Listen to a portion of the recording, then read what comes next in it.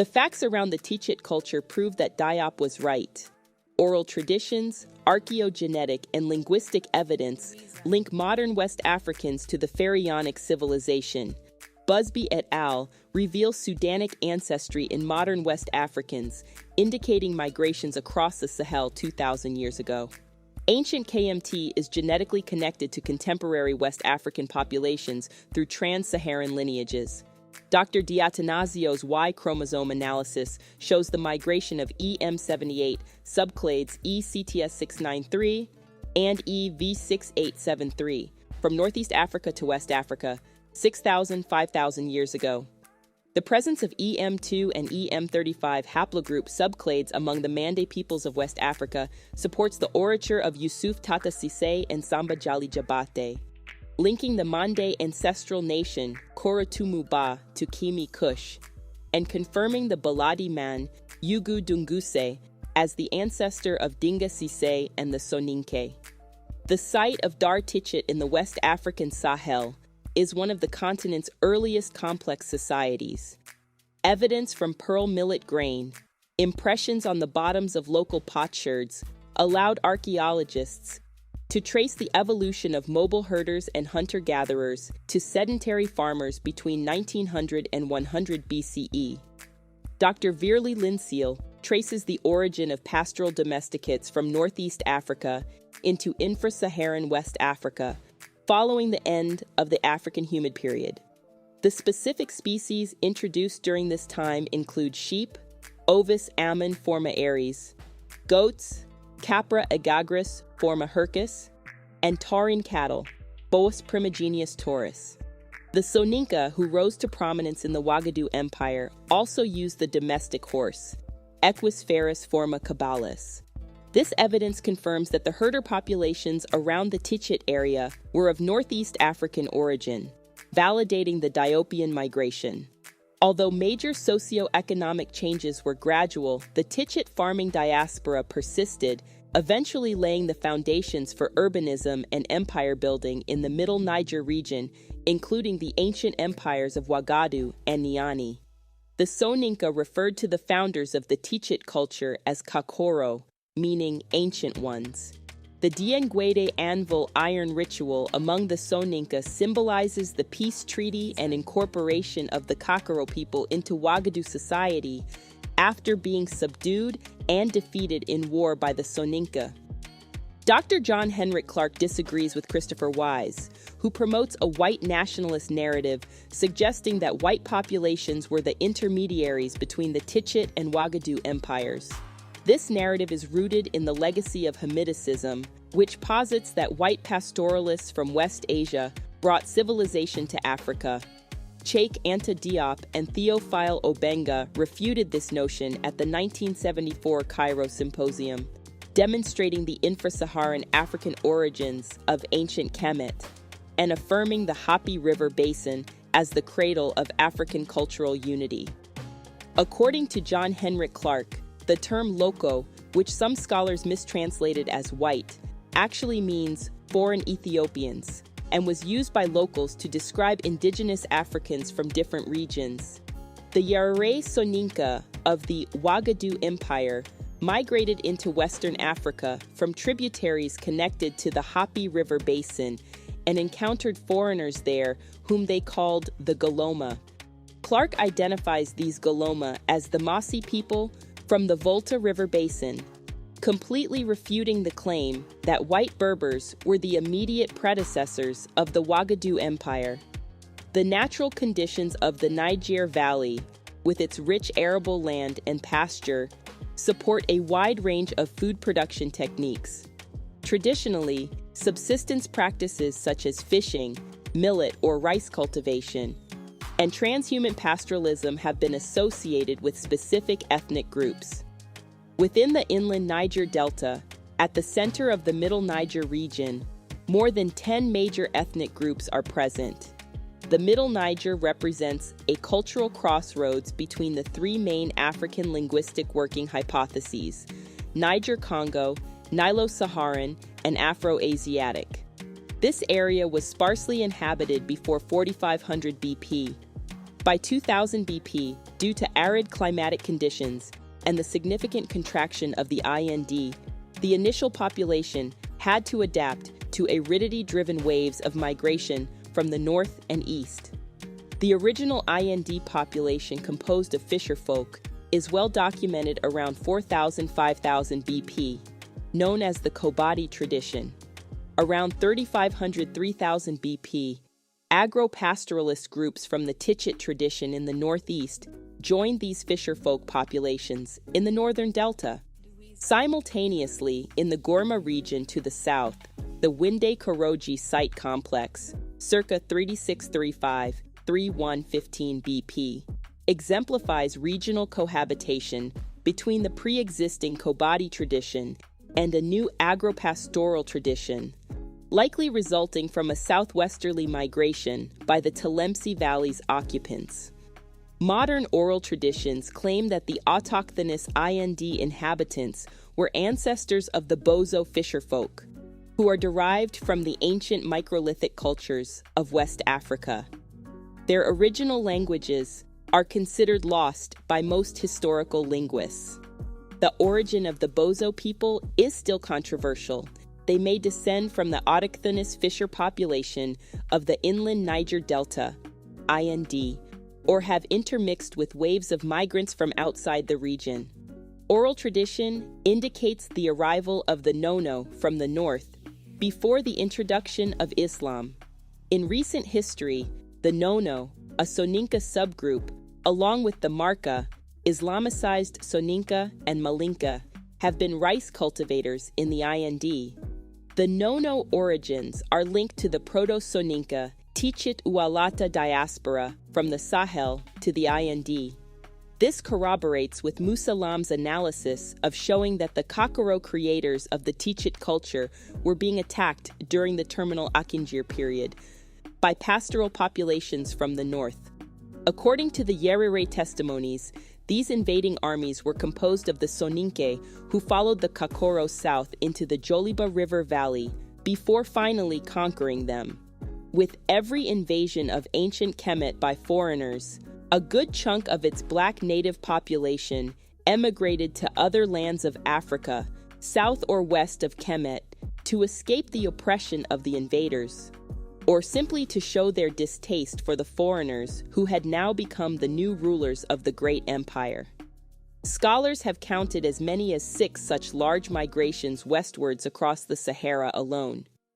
Thanks to the work of Professor Abubakar Musalam, head of the Faculty of History and Human Sciences of the University of Cheikh Anta Diop in Dakar, Western Sudanic oral traditions of the migrations from the Nile Valley, compiled by Yoro Dyao, 1847–1919, in the late 19th century were brought to light. From the 7th century BC to the 6th century AD, scholars count 6 migrations from the Nile Valley westward across the Sahara. Thus, oral traditions confirm the Nile Valley origins of the peoples and cultures of the Western Sudan. Each of the migrations described by Yoro Dyao was precipitated by either an invasion of the Nile Valley from outside Africa or the oppressions of the invaders' regime against indigenous customs, cultures, and peoples. The first migration might have been a result of the Assyrian invasion of ancient Kemet and the defeat of the Kushite kings of the 25th dynasty in 660 BC. The traditions of the Soninka Sarakola, founders of the Ghana Empire, 250–1070 AD, from whose ashes rose the Mali and Songhai empires at different times, assert that their remote founding ancestor was born in the region of Sana or Aswan in Upper Kemet. He brought with him 2 zoomorphic divinities, the serpent and the vulture, the ancient Kemetic symbols of royal dominion over Upper and Lower Kemet. The water-dwelling serpent, Bida, became the national deity of Ouagadougou, capital of the Ghana Empire. Moreover, these traditions speak of a jackal that guided the early migrations and therefore answers to the Kemetic opener of the way, the divine jackal Wepwat or Anubis. Boubacar Lam situates the departure of the Soninka ancestors from Kemet no later than 486 BC as a result of the exactions of the Persian king Darius, who reigned between 522–486 BC on the inhabitants of the Nile Valley. The foundations of the society and state that would later become the Empire of Ghana would have occurred no later than 460 BC. Dr. Noemi Arazi's research supports the Diopian migration model for the modern peopling of West Africa. At the Niger Bend, pottery assemblages from Gao exhibit similarities with ceramic traditions from Timbuktu and Gourma Haraus, but less so with those from the inland Niger Delta, including the Lakes region. Notably, sites like Kili and El Ualaji have yielded red-slipped vessels identical to those from Gao, suggesting cultural connections. While red-slipped vessels are abundant at Dia's sites, other vessel types resembling those from Gao can be observed at sites like Togeres Dupwil and Galia, as well as similarities with pottery assemblages from Genegino, Phase IV, and Dia Horizon IV. However, Gao's pottery also features distinctively different ceramics, including black burnished geometric decorated ware and undecorated brown and black burnished ware. Additionally, Gao received imported glazed pottery from North Africa and lustered wares from Spain, Kemet, and Ifriqiya, indicating less visible contact with the inland Niger Delta further downstream. Dia's geographic location, lacking stone and iron ore, necessitated engagement in trade for these raw materials, evidenced by the presence of grinding stones, slag, and iron objects from the earliest occupation layers. By around AD 600, the presence of copper suggests trade contact with distant regions, along with glass and semi-precious stone beads in the first millennium AD. Dr. Ann Mayer's research on Kemetic carnelian beads, found in Senegambia, aligning with Diop's archaeological model linking modern West African material cultures to the Pharaonic civilization. The identification of spindle whorls and cotton from the late 1st millennium AD onwards suggests Dia's possible involvement in cotton string or yarn manufacturing for textiles. Dr. Christopher Ehret notes that cotton originated in Sudan and spread across the African continent, indicating a potential link to Dia's textile activities. In his work, Bilad as-Sudan, The Making of Medieval Sudanic Tumuli, Dr. Salim Faraji explores the significance of medieval Sudanese tumuli. He notes that ancient Nubian kingdoms like Kerma, Napata, Meroe, Nubadia, and early Makuria constructed royal tumuli for their deceased monarchs, a practice continuing until the 6th century CE in Sudan and until the 14th century CE in Central and West Africa. Faraji terms this tradition classical Sudanese. Arab historians such as Al-Yaqub and Al-Mas'ud, writing before the Islamization of the Sahel Belt and West Africa, described major Sahelian kingdoms, labeling the region Bilad as Sudan, the land of the blacks. Despite racialized classifications, their accounts provide insights into trans-Sahelian polities and their cultural practices. Al-Bakrasi, an Arab Andalusian historian, described royal funeral practices in medieval Ghana, including the construction of large wooden domes over burial places, sealed with earth to form mounds. Excavations at El Sahel confirmed al-Bakr's observations, highlighting the indigenous worldview behind these practices. The rituals, including mound building, were considered pagan from an Islamic perspective, but involved sorcerers, sacred groves, idols, offerings to the dead, and royal tombs. These practices bear resemblance to burial customs of early dynastic Egypt, Kermakush, and the Balana culture of the Nubads. Scholar Lefzion noted cultural similarities between Senegambia and Mali's mounds and those of ancient Nile Valley civilizations. The oral traditions cited by Lefzion detail the founding ancestor Dinga Cissé, coming from the east before settling in the Joliba River Valley. Moreover, the following map is a compilation of oral narratives detailing the settling and migrations towards Dyao in the inner Niger River Valley. The Eastern Wangara-oriented migrarians listed corroborates with historian Dr. Dika Akwanya Bonambela's analysis of the Wangara inter-empire that spanned across the Sahel and was an intermediary between the pharaonic civilization and modern West Africa. Excavations in the inland Niger Delta and Senegambia revealed similar burial practices, suggesting a shared trans-Sahelian heritage. The study of Tumuli sites in Senegambia, Mali, northern Ghana, and northern Nigeria reveals a repository of knowledge and cultural practices connecting Nile Valley and Western Sudanic traditions.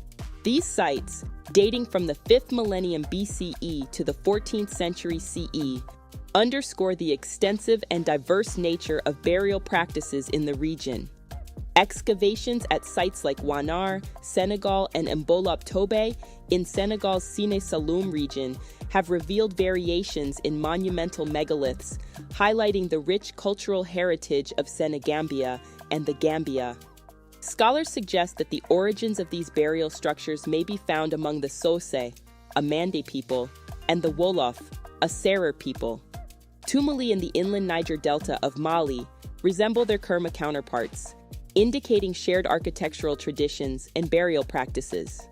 Excavations in the southern Gourma Tumuli in the Middle Niger Valley revealed structures dating from 900 to 540 BCE, possibly the earliest monuments in infra-Saharan West Africa, emphasizing the need for further research and transdisciplinary dialogue on this topic.